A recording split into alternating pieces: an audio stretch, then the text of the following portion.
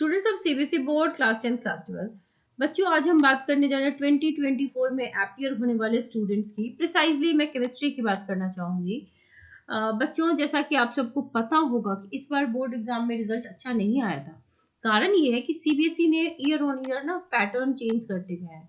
अब जो competency based question है उसके परसेंटेज 30 से 40, 40 से 50 इस तरीके से बढ़ाते गए हैं, और जो short and long answers type थे उनके परसेंटेज घटते गए हैं।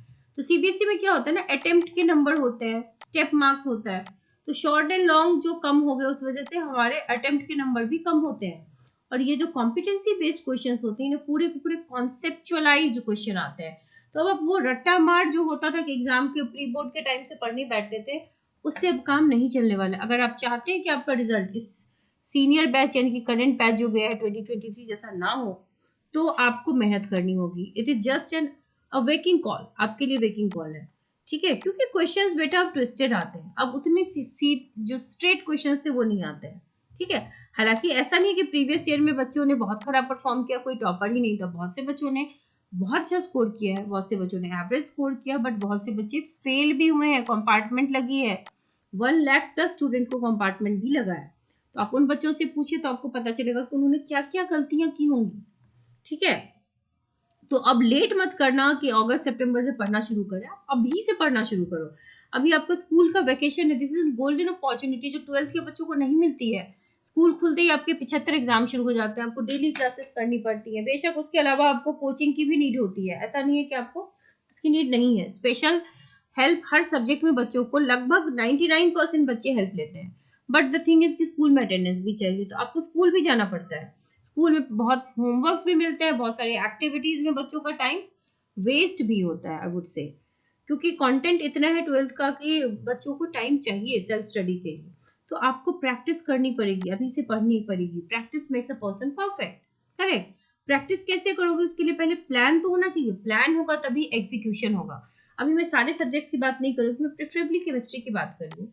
आपकी केमिस्ट्री के 3 हिस्से हैं ना, ऑर्गेनिक, इनऑर्गेनिक एंड फिजिकल। आप देख सकते हैं, this is solution, electrochemistry, kinetics. ये आपका फिजिकल केमिस्ट्री है, 23 मार्क्स का, ठीक है। This is physical chemistry.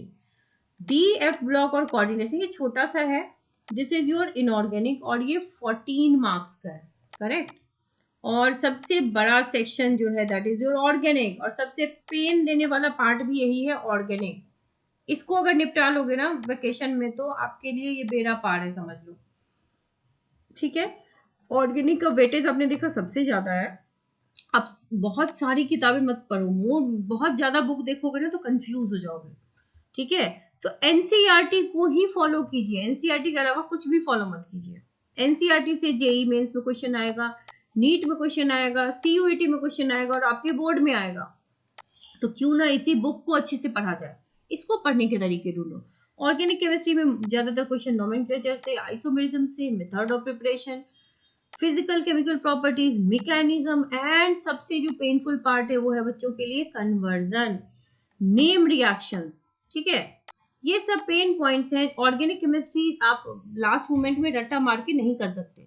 Physical कर लोगे, इनऑर्गेनिक कर लोगे, इसको टाइम चाहिए। अभी से अगर पढ़ोगे ना प्लानिंग करके, देखो ऑर्गेनिक केमिस्ट्री में चैप्टर कितने हैं आपके पास, 5 चैप्टर है। मेन है haloalkane, haloarene, alcohol, ether, phenol, aldehyde, ketone and acid. And amines छोटा है, बायोमोलिक्यूल छोटा है, ठीक है। ये 3 जो है इनको अगर आपने क्रैक कर लिया तो अमाइंस आपका अपने आप हो जाएगा, क्योंकि इन सब में भी अमाइंस के कुछ कुछ रिएक्शंस आपको पढ़ने को मिल ही जाएंगे, ठीक है।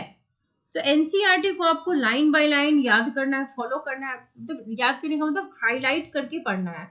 रिवीजन नोट्स जो है आपके पास होनी चाहिए। चैप्टर जैसे जैसे पढ़ते जाते हो रिवीजन नोट्स हो, ताकि आप रिवाइज कर सको। कंटिन्यूअस रिवीजन चाहिए। आज याद कर लिया अगले महीने भूल जाओगे, आप पढ़ते पढ़ते रिवीजन चाहिए। फिर चैप्टर वाइज आप एमसीक्यू करो। आप एग्जाम्पलर फॉलो कर सकते हो, सीबीएसई का जो एग्जाम्पलर आता है ना, क्वेश्चन वहां से आते हैं बोर्ड में। प्रीवियस ईयर के क्वेश्चन इसके बाद आप सॉल्व करोगे, ठीक है। सो अब मैं बात करना चाहूंगी उन बच्चों के लिए, there is a special batch. जो बच्चे बैच लाइव ज्वाइन करना चाहते हैं via Zoom, special batch launch होने वाला है। आपकी क्लासेस जो है वो जुलाई से स्टार्ट होंगी। If you are interested in the special batch for 2024 do write me a mail. यहाँ पर क्या होगा, एनसीईआरटी को हम लाइन बाय लाइन पढ़ेंगे, highlighted PDF I'll be sharing with you. Correct. And not only highlighted PDF, everything, revision notes, conversion के तरीके, everything will be shared. It will be class via Zoom. Zoom के help से हम classes करेंगे. आप अपने doubts one to one clear कर सकते हो. So if you are really interested, अभी हम batch launch करने वाले हैं. So do write me a mail. Further details आपको मैं दे दूंगी. So wish you all the very best.